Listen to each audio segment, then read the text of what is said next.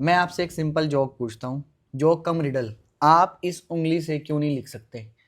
आपके पास 10 सेकंड दे रहा हूँ मैं आपको। चलो आप 15 सेकंड ले लो और सोचो कि आप इस उंगली से क्यों नहीं लिख सकते। सोचो, क्यों नहीं लिख सकते आप इस उंगली से? सोचो सोचो।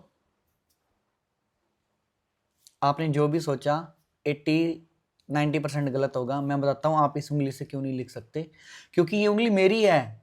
आप मेरी उंगली से कैसे लिख सकते हो? मैंने कहा है कि आप इस उंगली से क्यों नहीं लिख सकते। आपने सोचा आप अपनी ये वाली उंगली से नहीं, मेरी इस उंगली से आप क्यों नहीं लिख सकते, मैंने ये पूछा। Question is very simple, life is very simple. Complicate कौन बनाते हैं? हम बनाते हैं। हमने सोचा मेरी उंगली, ऐसे ही हम कुछ कुछ सोच लेते हैं।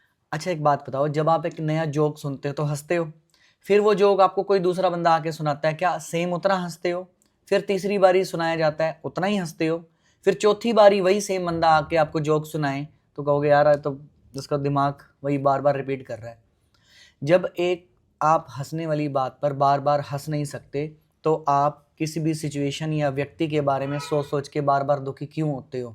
कोई भी सिचुएशन आ गई हमारे सामने, वो इतनी है, हम बार बार बोलेंगे आ गई, दुखी हो गया, मैं दुखी हो गया, ये क्यों हो गया, क्यों? ये ऐसे सोचने से ये बढ़ती जाएगी या कम होती जाएगी? ये बढ़ेगी। हम इसके सॉल्यूशन की तरफ जाएंगे तभी तो ये कम होगी।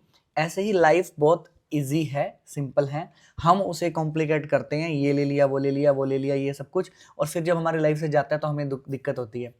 लाइफ को आसान रखिए, सादा जीवन, उच्च विचार अपनाइए। Thank you so much.